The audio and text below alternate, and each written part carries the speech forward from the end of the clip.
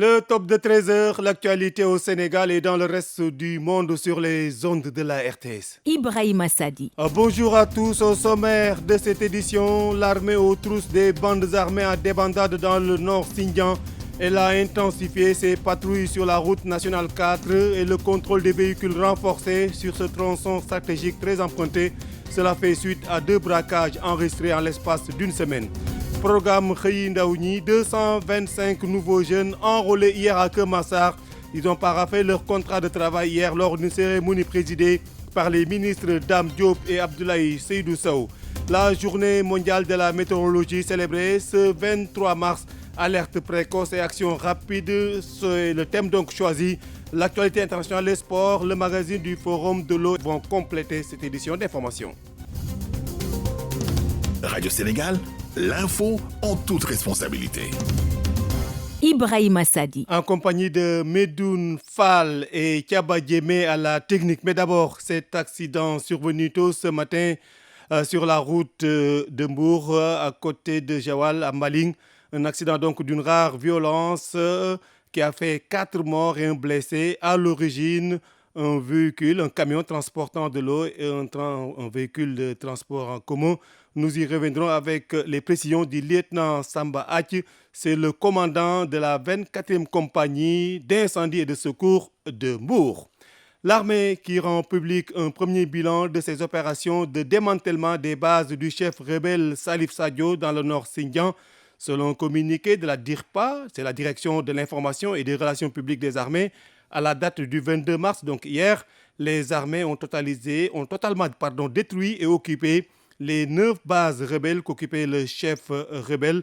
L'armée déplore cependant la perte d'un soldat et fait état de 8 blessés légers. Plusieurs rebelles ont été tués, d'autres ont pris la fuite. Des rebelles traqués qui multiplient des braquages. 2 ont été enregistrés en l'espace d'une semaine sur l'axe Senaba-Bignona. C'est ce que nous dit notre correspondant Omar Mamoudou Baldé à Bignona qui a annoncé que l'armée a décidé d'intensifier ses patrouilles sur ce tronçon. Nous suivons cette correspondance. Après 2 braquages à l'espace de 3 jours, l'armée intensifie les patrouilles sur la route nationale numéro 4 et renforce le contrôle des véhicules sur ce tronçon stratégique très emprunté. Depuis ce matin, les véhicules qui quittent Bignona en partance pour Kolda, Dakar, Sédhiou sont priés d'attendre jusqu'à 7 heures pour continuer leur voyage en toute sécurité. Il faut signaler que sur cet axe Bignona-Sénoba, des travaux de réhabilitation ont démarré depuis quelques mois et les derniers incidents n'ont eu aucun impact sur le déroulement de ces travaux. Il importe de préciser que l'un des responsables du mouvement Y en a marre, en l'occurrence Kilifeu, a été victime du braquage d'hier survenu à hauteur de Badjouré perpétré par des individus armés. Il a été blessé, lui et sa famille sont sains et saufs à Bignona. Oumar Mamoudou Diallo, Radio Sénégal. Younous Diédiou, bonjour. Bonjour Ibrahima Sadi. En direct de Ziguinchor et vous suivez pour nous le procès de la théorie de Boffa-Bayotte et nous sommes au 3e jour. Tout à fait, nous sommes au 3e jour ici au niveau de la cour d'appel de Ziguinchor où se tient ce procès retenu. Donc pour cette journée, il y a 3 accusés qui ont fait face à la cour, aux chambres criminelles jusqu'au moment où on parle. Il s'agit des prévenus Abdou Karim Sagnan, Moussa Diémé et Ibou Sané. Abdou Karim Sagnan, pour les procès-verbaux de l'enquête préliminaire, il est présenté comme étant l'un des cerveaux de la théorie de Boffa-Bayotte, simplement parce qu'il est fait état du fait qu'il soit celui-là qui a eu à distribuer les armes au commando qui a perpétré l'assassinat sur place. Donc, il a nié l'ensemble de ces faits. Il dit ne jamais être incorporé dans la vie militaire et qu'il ignore tout du maniement des armes.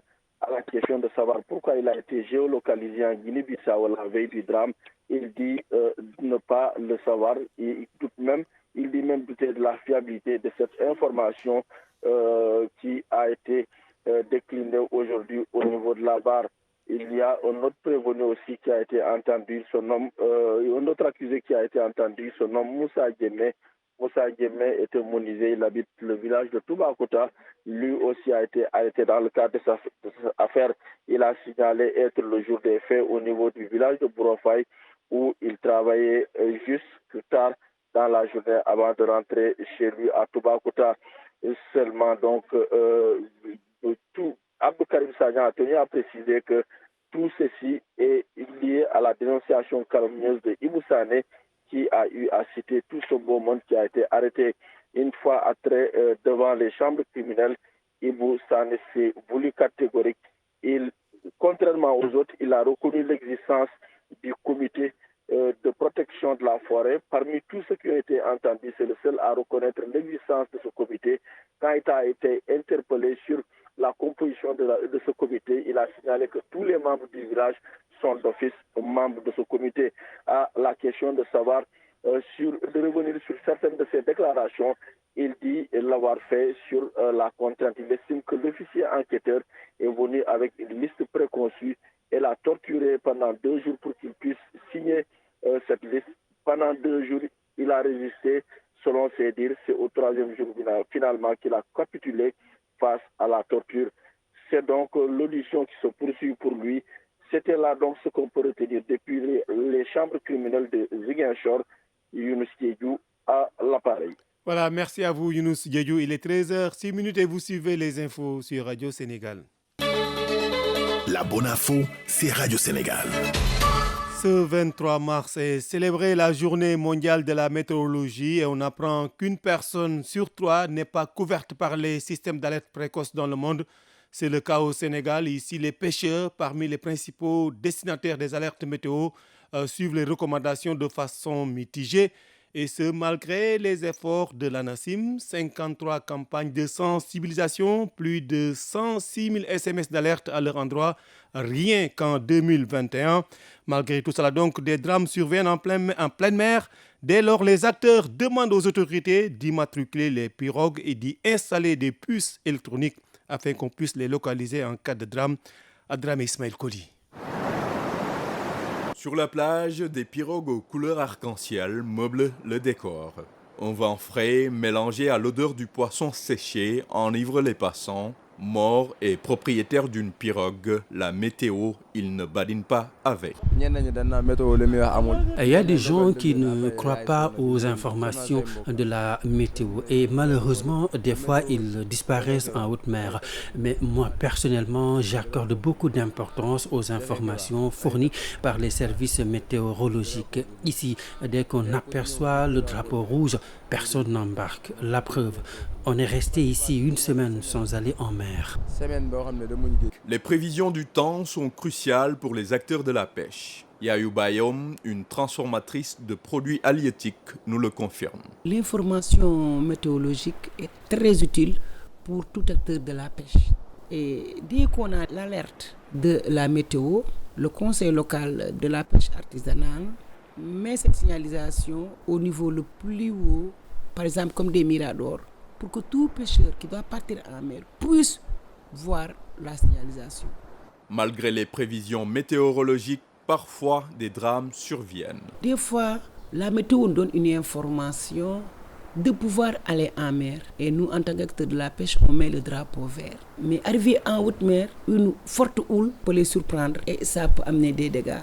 Par exemple, des disparitions ou bien des cas de perte de vue. Et ça, la plupart du temps, est dû aux effets néfastes des changements climatiques. Pour une localisation efficace en haute mer, les acteurs de la pêche souhaitent que toutes les pirogues soient immatriculées et munies de puces électroniques. Voilà un reportage de Ismaël Adramé Koli aux plages de Tcharoy et Yarar. Et puis un mot sur la situation de la pandémie liée au coronavirus selon le bulletin du jour du ministère de la Santé et de l'Action sociale. Sur 1230 tests réalisés, 6 nouvelles contaminations, 0 décès et puis 1 cas grave en réanimation. L'actualité se poursuit sur Radio Sénégal avec les retraités affiliés à l'IPRES qui réclament à l'État une discrimination positive à leur égard dans son programme d'attribution de logements sociaux. L'association des retraités et veuves du département de Pikine estime que c'est une manière de soulager les retraités en manque de toit. Ces locataires de l'IPRES veulent également avoir un membre qui siège au conseil d'administration de l'IPRES pour porter leur voix. Nous écoutons le vice-président de l'association, Thierno Abbas Diallo, interrogé par Aline Ndiaye Diouf. Il n'y a rien de plus dramatique pour un homme que de pouvoir travailler durant toute sa vie et à la retraite qui se trouve confronté à avoir à prendre en charge des problèmes de location. Aujourd'hui, si vous êtes dans un régime de locataire, au niveau de la région de Dakar, vous ne pouvez même pas avoir une chambre à 60 000 francs. Alors si ces personnes maintenant, après leur retraite, ne trouvent pas un foyer ou bien un logement qui leur soit propre, est-ce que la simple pension pourrait éventuellement avoir à faire en sorte de pouvoir les amener à se prendre en charge sur le plan locatif? Non. Et à partir de ce moment-là, vraiment, on pourrait dire que les retraités sont confrontés à des situations assez compliquées. Pour ce qui concerne le volet du conseil d'administration, l'institution est régie par des textes, notamment par la loi 75-50. Mais dans le cadre de cette loi 75-50, il n'est inscrit nulle part que les retraités doivent avoir à intégrer le conseil d'administration avec une voix délibérative. Mais dès l'instant où le sort de ces retraités est discuté au niveau du conseil d'administration, nous estimons effectivement qu'il est temps que l'on puisse avoir à procéder à la révision de cette loi afin que les retraités qui sont quand même concernés au premier chef et qui sont la raison d'être de cette institution, que ces retraités-là puissent avoir leur mot à dire dans le cadre de la conduite des affaires simplement de l'institution. Voilà, c'était Thierno Abbas Diallo, vice-président de l'association des retraités et veuves du département de Pikine, interrogé par Ali Ndiaye Diouf. Le programme Xëyu Ndaw Ñi, une réalité à Keur Massar. Là-bas, 225 nouveaux jeunes ont été enrôlés hier. Ils ont paraphé leur contrat de travail hier lors d'une cérémonie présidée par les ministres Dame Diop et Abdoulaye Seydou Sow, nous dit Ibra Lo. C'est dans le cadre du programme Xëyu Ndaw Ñi ou l'emploi des jeunes que le ministre Abdoulaye Seydou Sow, en charge de l'urbanisme, de l'habitat et du cadre de vie, à travers l'UCG, a signé plus de 200 contrats de travail dans le département de Keur Massar. C'est l'équipe de 225 jeunes ce matin, recrutés ici à Keur Massar pour servir et doit servir de fierté et doit être un fer de lance de cette nouvelle impulsion que nous voulons donner à la création d'emplois dans cet important département nouvellement créé qui sera accompagné d'investissements structurants sous la supervision de son excellence Monsieur le Président de la République. Venu accompagner Abdoulaye Seydou Sow, le ministre Dame Diop, en charge de l'emploi, de la formation professionnelle, de l'apprentissage et de l'insertion, dresse le bilan de l'emploi des jeunes dans le département de Keur Massar. De la jeunesse de Keur Massar, que ce programme Xëyu Ndaw Ñi comporte plusieurs piliers dans le cadre de l'UCG, dans le cadre de l'environnement, dans le cadre du sport en tant que du stade qu'on appelle des stadiers, dans le cadre du tourisme,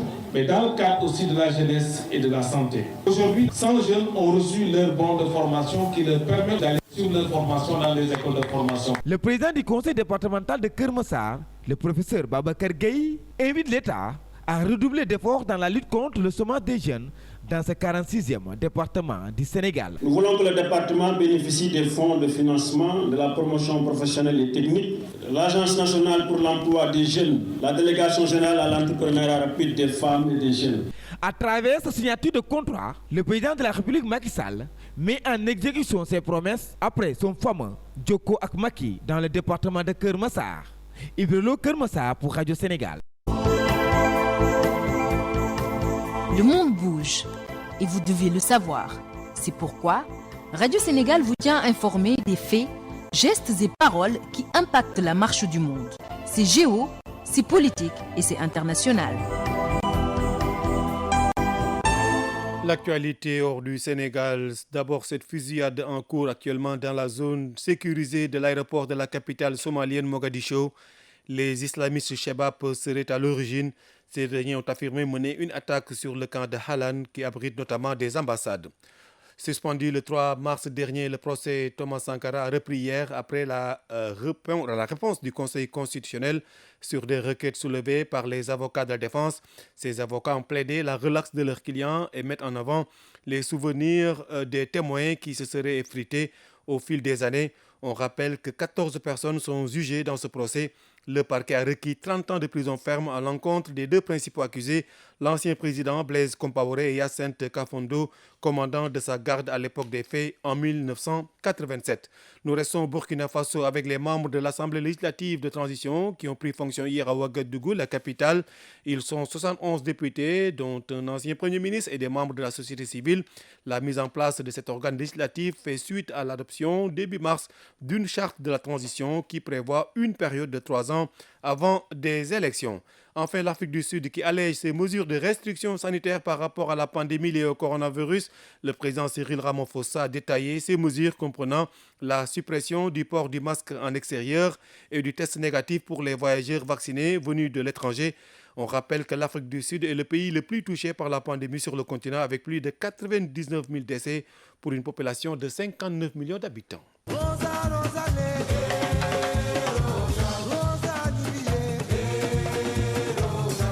Double confrontation, un seul ticket. Gagner une Coupe d'Afrique, c'est très bien. Mais je vous dis, ce n'est pas une fin en soi. Lions et Pharaons se retrouvent 50 jours après la finale de la CAN 2021. Et Sadio Mané qui a le sacre au bout du pied. Sadio Mané. Le Sénégal champion d'Afrique. Le Sénégal champion d'Afrique. Qui de Sadio Mané ou de Mohamed Salah sera au Qatar?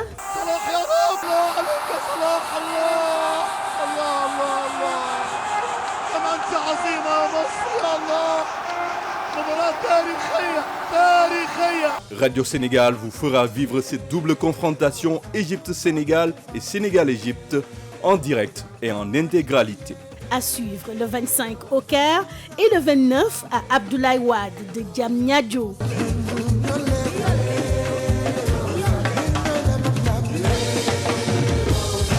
La page des sports, c'est avec Aaron Diouf. Bonjour. Bonjour, Ibrahim Sadi. Égypte-Sénégal, J-2 en match aller des barrages du mondial. Les Lions s'envolent ce soir pour le Caire. En stage de préparation à Marrakech depuis lundi dernier, les protégés de Aliou Cissé ont tenu une dernière séance de travail dans la matinée de ce mercredi à 2 jours de cette rencontre Égypte-Sénégal. Seul Pape Abdou Cissé est indisponible. Le défenseur central des Lions et de Olympiakos était toujours aux soins. Et puis préliminaire CAN 2023 en Côte d'Ivoire, la Gambie face au Tchad cet après-midi pour une deuxième participation en Coupe d'Afrique. Oui, après une participation réussie à la troisième CAN de football au Cameroun, les Scorpions rêvent déjà d'une deuxième participation de suite en Côte d'Ivoire en 2023. Mais il faudra déjà éliminer le Tchad, rencontre prévue à 17h cet après-midi au stade Ahmadou Ahidjo de Yaoundé. Mais déjà à 13h en l'instant donc, Seychelles, Lesotho, 14h Djibouti, Soudan du Sud de se jouer en Égypte et puis à 14h Somalie rencontre donc le Swatini. 14e journée de Ligue 1 décalée ce soir, place au derby de la banlieue entre Guédiawaye Football Club et l'AS Pikine. Voilà, c'est à 16h30, match prévu à Amadou Barry. Guédiawaye avec le derby de la banlieue GFC. AS Pikine rencontre que les Pikinois comptent jouer avec beaucoup d'intelligence. Eladji Massamba Cissé est le coach de l'AS Pikine. Je pense que tous les deux équipes vont travailler pour gagner. Moi, je pense qu'aujourd'hui, certes, ce sera un match pour nous parce que nous allons jouer à l'extérieur. Mais aussi, nous, on a un mot d'ordre. Moi, personnellement, j'ai un mot d'ordre. Quand je sors ou bien quand je joue chez moi, je cherche tout le temps des points. Donc, des points, ça peut être 3 points, ça peut être 1 point. Jouons à l'extérieur et puis on va essayer d'engrainer des points. Et puis, voilà, je pense qu'il y aura le spectacle et une équipe va gagner. Espérons que ce sera Pikine. Nous allons jouer sans pression. Comme j'ai dit tout à l'heure, chercher des points, ça va nous pousser un petit peu en haut du classement et c'est important. Guédiawaye est devant nous. Maintenant, nous ne jouons pas tout de suite le titre. Le titre, ça peut se jouer dans les 5 dernières journées. Donc maintenant, on va essayer de prendre des points. Puis nous serons à l'extérieur. On va jouer ce match avec beaucoup d'intelligence, avec nos stratégies et nos circuits préférentiels de jeu. On va essayer de jouer Guédiawaye et pourquoi pas essayer de faire un bon match là-bas. Eladji Massamba Cissé, c'est le coach de l'AS Pikine. Du côté des Crapes de GFC, le maître mot reste la gagne, une victoire en face aux voisins pikinois, histoire de recoller au peloton de tête. Dembaba est l'adjoint au coach de Guédiawaye Football Club. Mais avec plus de sérénité, de concentration, je pense qu'on a vraiment fait ce qu'il fallait faire. Donc le jour J, Inch'Allah, on va jouer c'est un match qui colle donc une importance capitale de ce fait que donc c'est sûr et certain on va jouer sans pression, mais surtout jouer pour gagner. Donc comme vous le savez, il y a 2 équipes qui sont à 26 points. Donc je crois qu'on sera donc par la rendez-vous. Donc nous jouons pour gagner, pour au moins pour coller au tête du peloton. Il n'y a pas de pression vraiment. Donc c'est tout juste que donc nous avons donc un public qui veut gagner et qui pousse son équipe. Mais je pense que depuis quelque temps, on a donc avec les joueurs pour qu'ils puissent donc savoir que le match donc c'est de 1 minute à la 95e minute. Voilà, Dembaba, l'adjoint coach de Guédiawaye Football Club. Avant lui, El Hadji Massamba Cissé, coach de la Pikine. Des propos recueillis en conférence de presse hier par Seydina Alioune Diop. GFC AS Pikine, un derby de la banlieue prévu cet après-midi au stade Amadou Barry de Guédiawaye à partir de 16h30. On change de discipline pour parler de basketball pour terminer. Oui, National 1 masculin, 3e journée en retard de rencontre prévue ce soir au stade Marius Ndiaye dans la poule A, 17h pour Dakar Université Club. Dans la poule B, 18h45, l'Union sportive de Ouakam fait face à Sibac. Et c'est tout pour cette page des sports, Ibrahim Sadi. Merci à vous, Aaron Diouf. Voilà, ainsi se referme cette édition d'information technique Medoun Fall, Marie-Claire Sen, digital Thiaba Djemé, à la fabrication Marianne Ndiaye, distribution Seydina Sow, réalisation Élise Senghor, coordination Ousmane Beng et Demba Malimboj. L'info continue sur Radio Sénégal. Merci.